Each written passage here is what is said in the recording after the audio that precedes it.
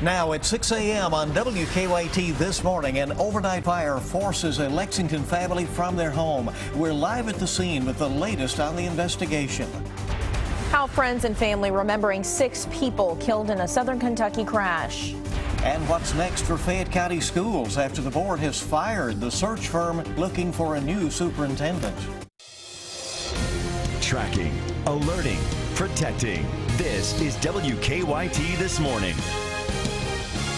Top of the morning to you. Welcome in. Hope you had a great Kentucky Derby weekend and you're ready to go in this first full week of May. I'm Bill Bryant. And I'm Rebecca Smith. I can't help but be in a great mood because I just looked at Jim's graphic. Yeah. It's like summer all week long. 80s all week long. It's just unbelievable, really. And let's check in with him. He's even looking at his graphic. She stole it. She stole it away from me. That was my one moment in time. My goodness. We'll get another moment. Reclaim it, Jimmy. I'm going to have to find another moment. You're right. But you are absolutely correct. It's like summertime around here this week, guys. Daytime highs in the low and mid 80s. I mean, really warm stuff coming your way.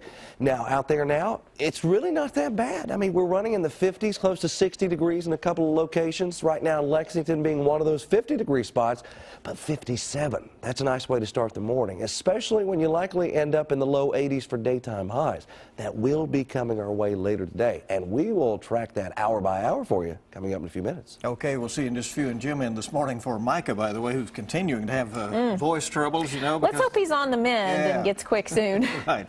Let's get to the news now. A family is waking up out of their home this morning after a fire in downtown Lexington. Well, this is new this morning. No one was hurt in the overnight fire on East 2nd Street, but several pets, we are told, are still missing. WKYT's Mark Barber is live at the scene with the latest on the investigation into this. Good morning, Rebecca. Fire crews tell me that they were told by neighbors that there were possibly dogs inside this home. I'm told that when they got here, they searched the home. They did not find any of those dogs. Now, I'm told at this point that firefighters still aren't sure if they were in the home to start with or if they got scared away by this fire. So that is still something that they're trying to find answers to. Now, fire crews tell me that the fire is out at this time, but the damage is already done. I'm told that this fire caused extensive smoke damage, the damage possibly running in the tens of thousands of dollars. Now, the fire broke out around midnight at this home here on East 2nd near Elm Tree Lane. According to firefighters, the fire started in a back bedroom. While the flames did not spread past that room, fire crews say smoke was the big problem here, causing heavy damage. Firefighters say fortunately no one was inside when the fire started. However, we're told that the homeowner was taken to the hospital because she became sick when she learned that the home was burning. We're told that the house is unlivable at this time. Crews think it will have to be gutted before anyone can move back in. Firefighters tell us arson investigators are still trying to figure out what sparked the flames in the bedroom. Crews arrived on scene with less than 5 minutes, had it extinguished rapidly. I mean, the crews made quick work of it in terms of getting through the house to put the fire out.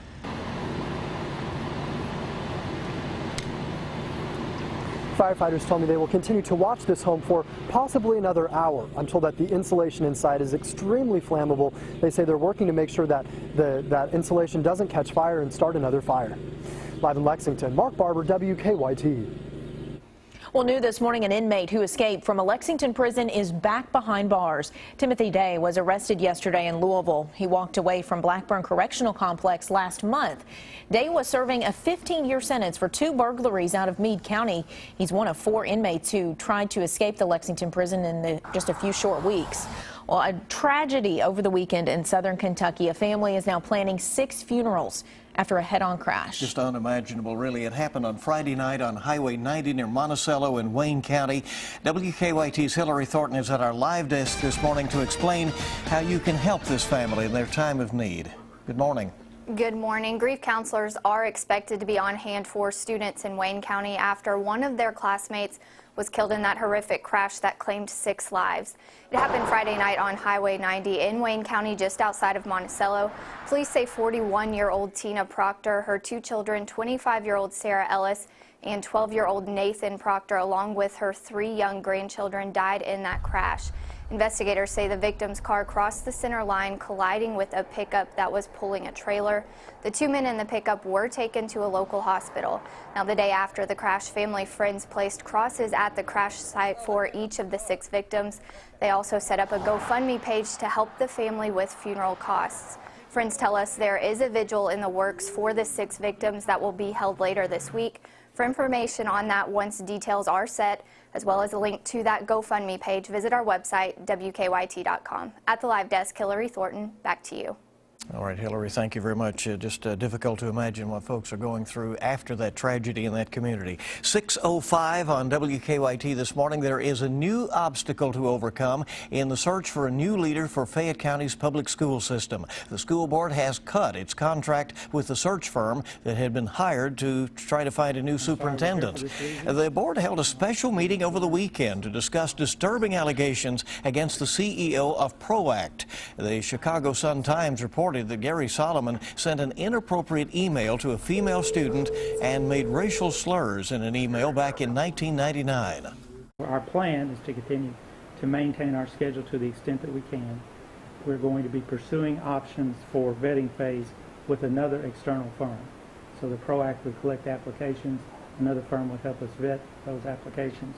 We'll also be looking for other options for candidates to apply other than through the ProAct service. District leaders say they will try to get the money back that they have paid to the search firm, and they're hopeful that a new superintendent can still be announced by July 1st. A Rowan County man is in jail accused of exposing himself after trying to stab someone. State police say 45-year-old Wendell White got into a fight near Moorhead after trying to stab a man in the face. Police say White exposed himself in front of neighbors. He just walked right down the middle of the street there and just dropped his drawers right up here in front of a bunch of kids. Put it this way, I'm glad I ain't got little kids. I ain't got no teenagers at home or anything. I think it's terrible. Neighbors tell us this is not the first time they've had problems with White. He now faces several charges, including indecent exposure and menacing. If you've been affected by storms this year and all the flooding and rain, you may be eligible for federal assistance now. President Obama has signed a disaster declaration for Kentucky, and that provides aid to almost a dozen different counties. In Clark County, emergency management says damage caused by recent flooding is some of the worst they have seen in years. We're talking probably $300,000+ for road damage in that one particular site. To find out if you are eligible for disaster relief, you can check out that story on WKYT.com.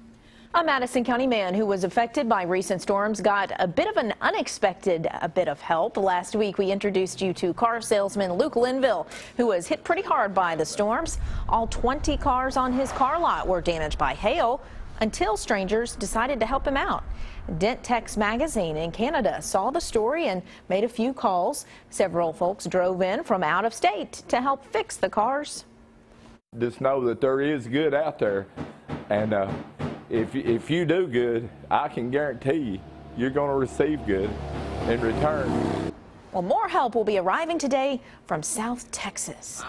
Kentucky Governor Steve Beshear wants to make sure all of us recognize the importance of water conservation and protection. This is Drinking Water Week in Kentucky. Perry County Judge Executive Scott Alexander says water conservation starts with self-reflection. You got to look at, the way that we use it. We have an abundance of rainfall, so, some of the things that's been promoted here lately is rain barrels and conserving water, in different ways such as that. The Division of Water says some easy ways to conserve water, only to wash full loads of laundry and make sure your faucets are not dripping. Now, your zone-by-zone forecast with meteorologist Jim Caldwell and First Alert Defender. Here we go. The first full week of May has arrived, and temperatures are going to be more like what you would see during the month of June with these low and mid-80s that will be coming our way. First, we have to get out of the 50s. We'll do that here in a few hours. You can be assured of that.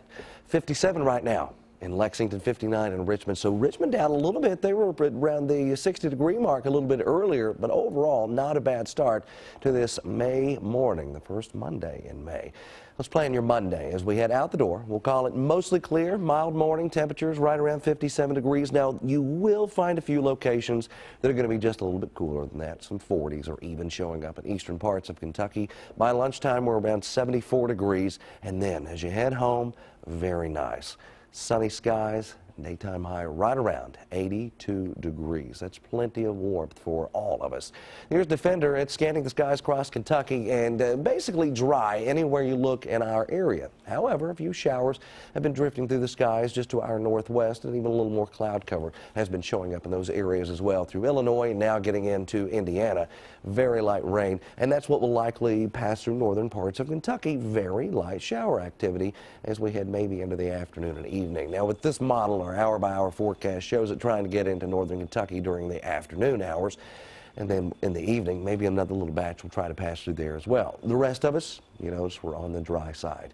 Around 79 in this model. I think we're around 82 for daytime highs. And there you see that little shot of extra moisture trying to show up in our northern zones by 11 o'clock tonight as well. Passes completely through the area as we head into the early morning tomorrow. We're back in the 50s, and then daytime highs again coming into the low 80s. This model wants to say upper 70s. We'll be warmer than that again tomorrow as well. Just keep that in mind. And then it stays very pleasant as we go into your Wednesday. But Wednesday might feature a better chance for a little more cloud cover to start working its way into the area. And Thursday has a better chance for some showers and storms to come our way too. Here's our 7-day forecast now as we start tracking the warmth, the small chance of rain here in our area.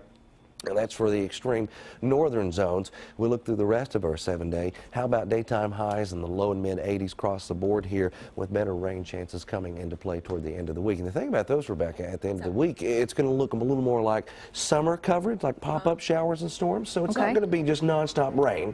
Yeah. Some folks stay dry. Some folks will see some chances of rain. Do you see a severe weather threat there? Everything stays nice and calm as far as that's concerned. That's good news. All right. There you go. Each morning we bring you weather and traffic together. Here's Officer Don now with a look at what is happening out on the roads on this early Monday.